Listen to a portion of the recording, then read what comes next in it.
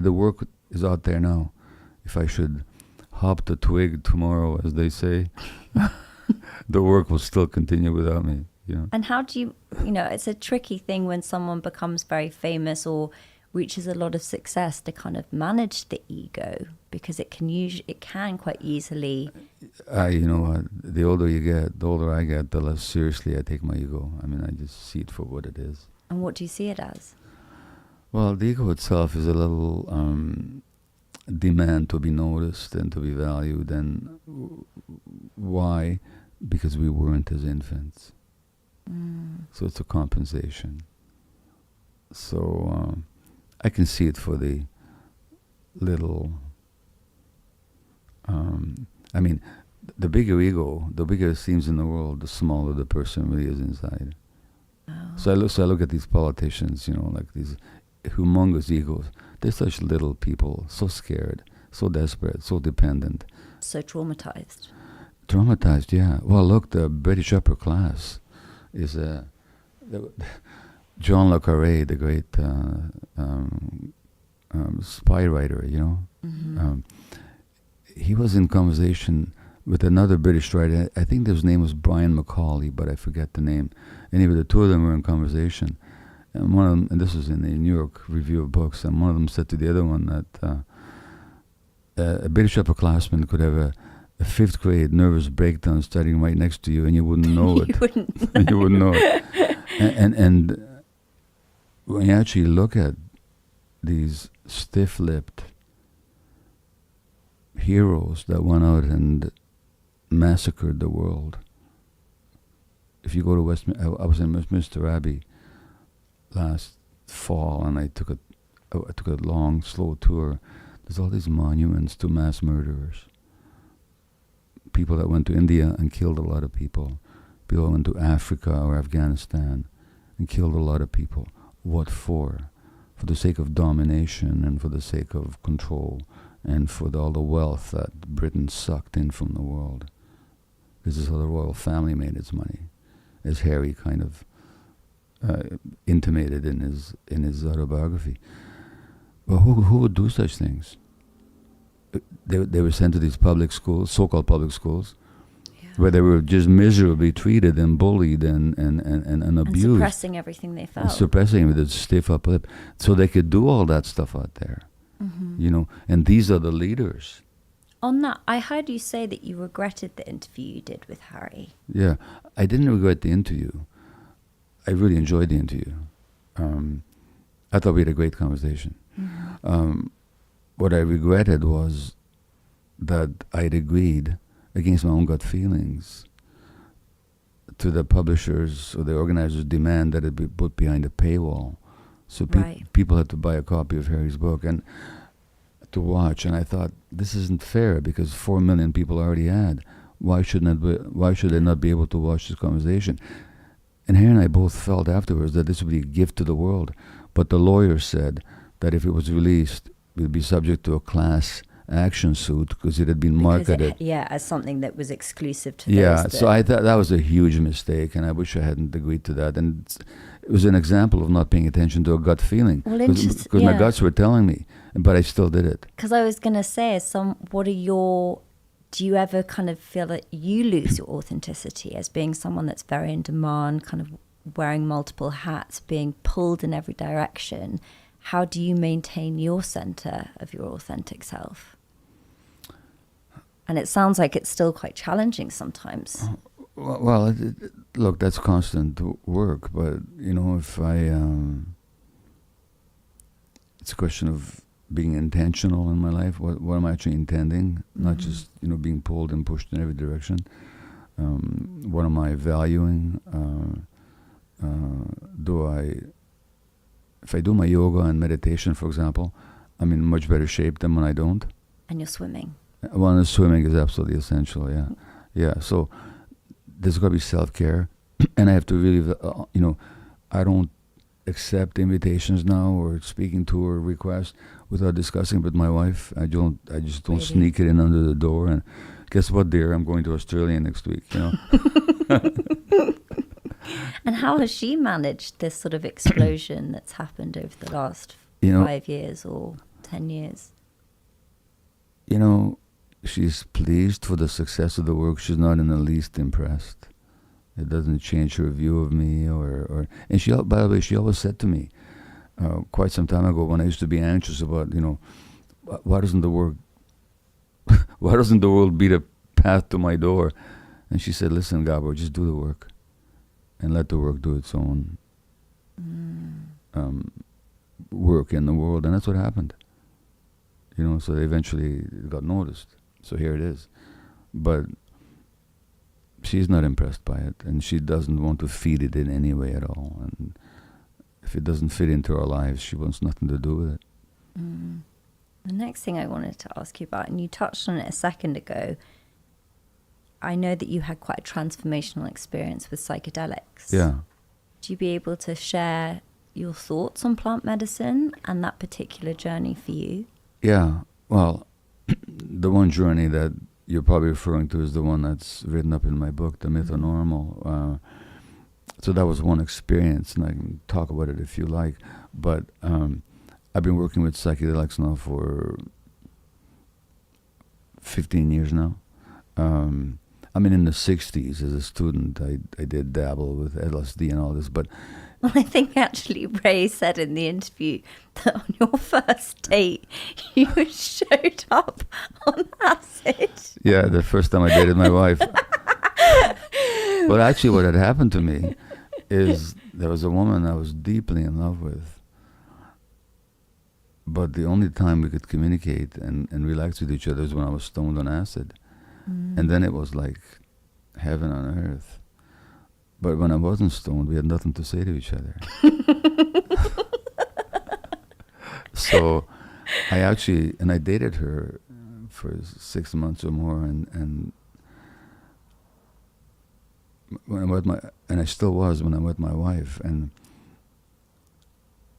I actually believed that I couldn't be any fun without acid, that I wouldn't be acceptable, interesting enough to a woman. So the first time I dated Ray, my wife, I took acid, But she said you were very funny on it. Yeah, she thought I was the funniest, most fun guy in the world, We had a good time. I didn't tell her for years later.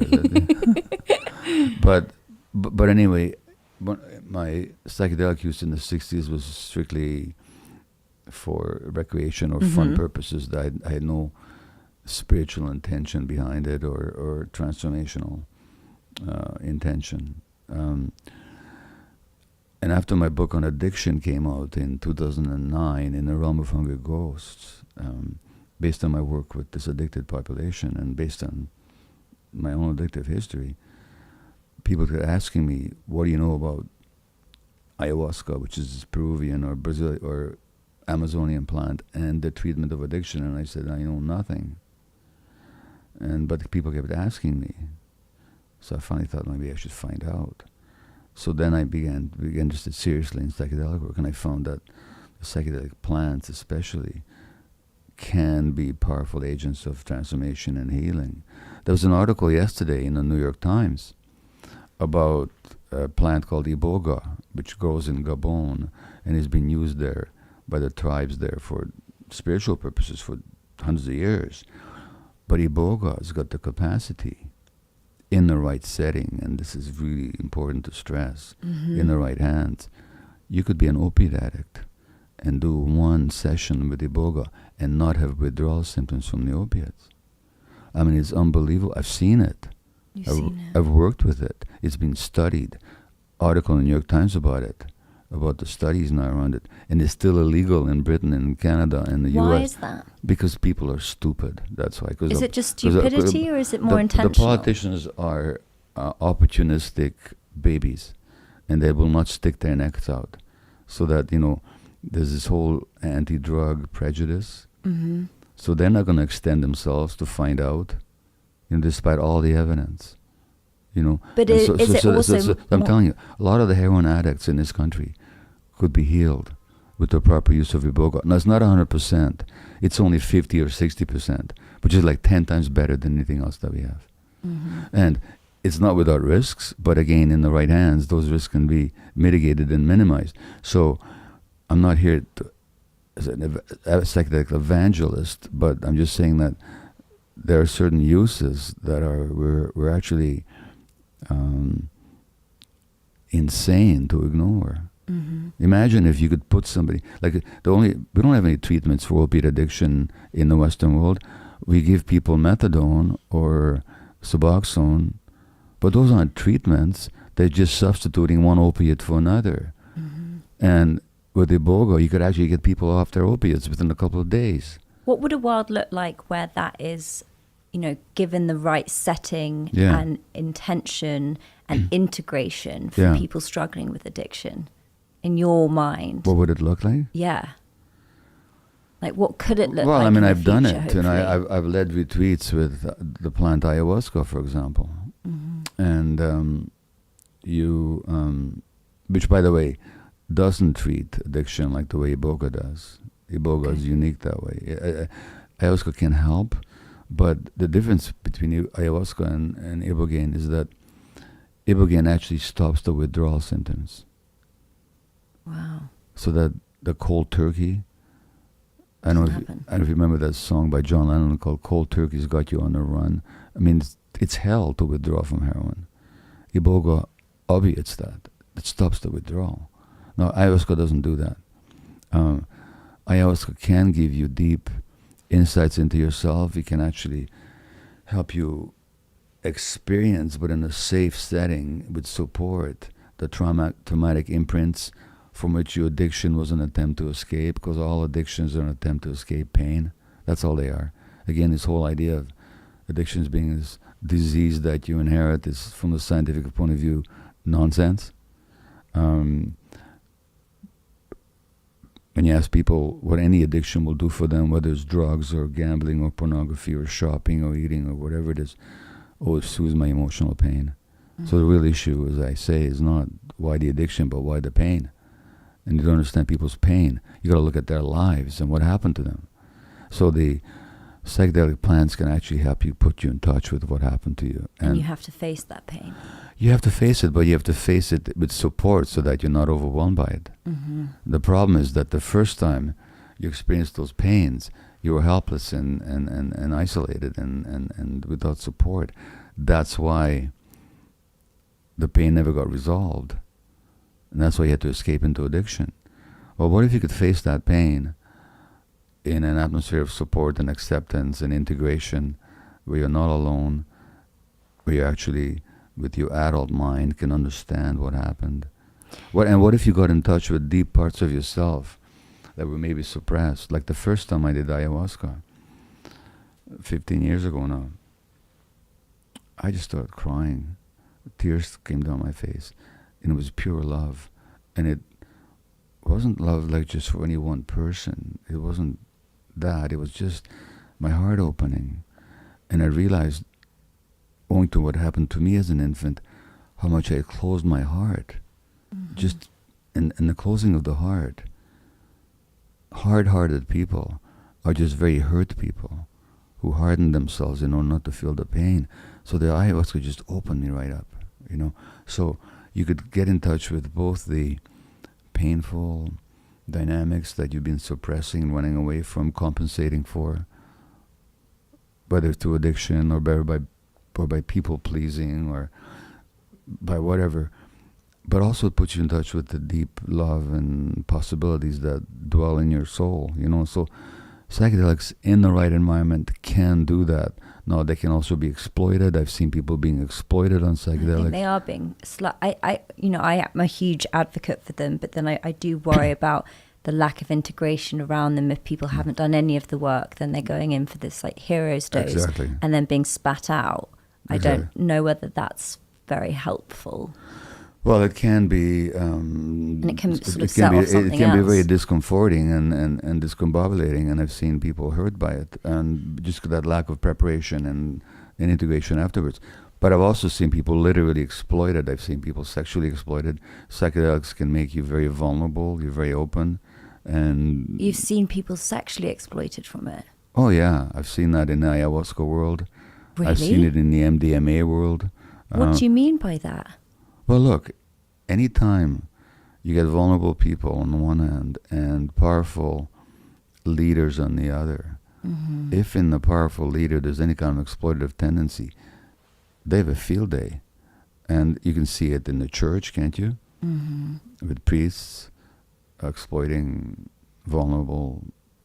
I guess it happens in a lot of, Happens things in- that become cults.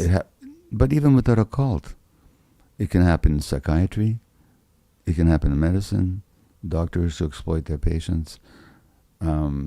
It can happen in the spiritual world.